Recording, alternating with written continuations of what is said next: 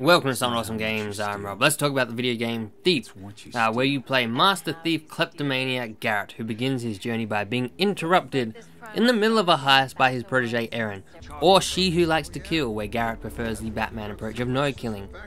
Things turn to shit, and after some mystical magic moments in the building collapse, Garrett is knocked out and awakens a year later only to find his city is in a shitter condition than when he began his mystical nap. The city is now filled with a mental disease, the Gloom, and to make things worse, the mean old Watcher enforcing an ass whooping on all who look slightly gloomy. But stress less, your fat friend Basso has some jobs for you to progress this story and side missions if you choose. Of course he forgives you for not calling him for a year and asks you to track down several key items for the voice of the people, Orion, a man ready to clean the streets and save the city.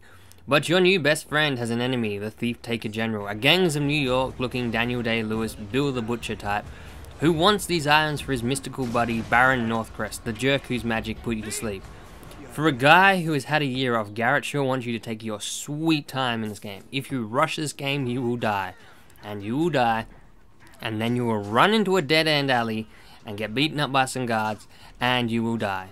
This game is made to be played slow. They want you to take your time as you work your way through snippets of areas with patrolling guards whose patterns you must learn to outsmart them and sneak by undetected.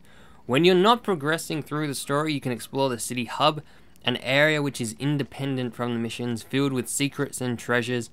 These can be easier to find thanks to the focus ability, which highlights everything of interest in blue.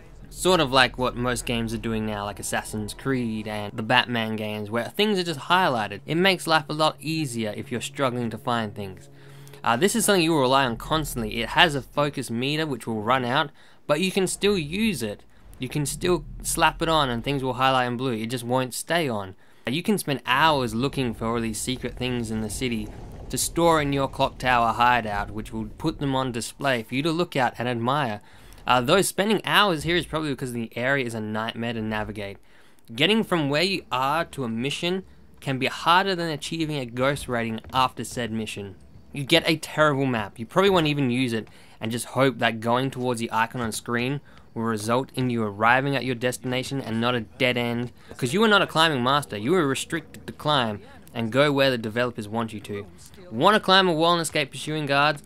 Unless that wall has been hand-picked as a wall you can climb, you're just gonna faceplant and then get the shit kicked out of you, and you are gonna die. Stealth is your friend. Stay in the shadows. Put out flames. Just hide. Just hide, stay in the darkness and hide. You have a light sphere which tells you whether you're visible or hidden. Thankfully the game is very dark, so unless you're right under a light or standing in front of a candle, you're usually hidden.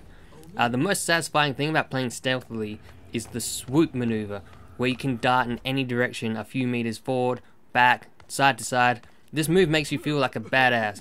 A badass master thief, which is what you want to feel like. If you're finding the game too difficult, you can purchase upgrades to make your life easier, but to be able to afford them, you need to play stealthily and explore the city and be the biggest kleptomaniac you've ever seen, sort of like an anti-Santa Claus. You come into people's homes, you fill your sack with all their cutlery and candlesticks, and you just sell it.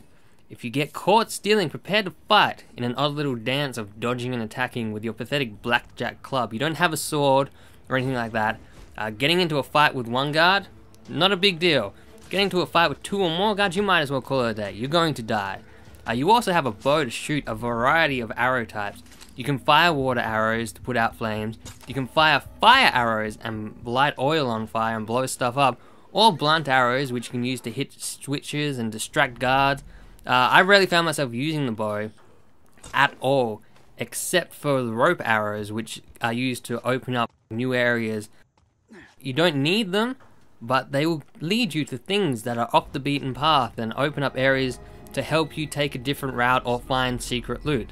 If you survive this game and are looking for more difficulties, you can customize your own setting and make it as challenging as you want. You want death to be game over? Done, you can do that.